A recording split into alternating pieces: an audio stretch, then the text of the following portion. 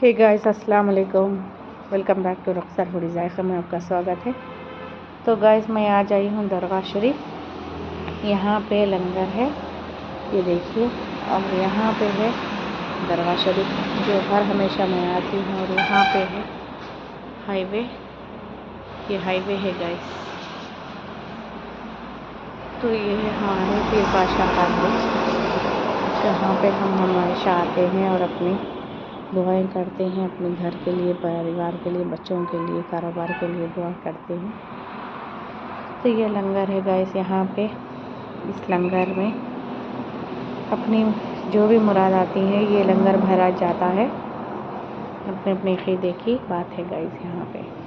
तो यहाँ गल्ला रखे हुआ है, जो भी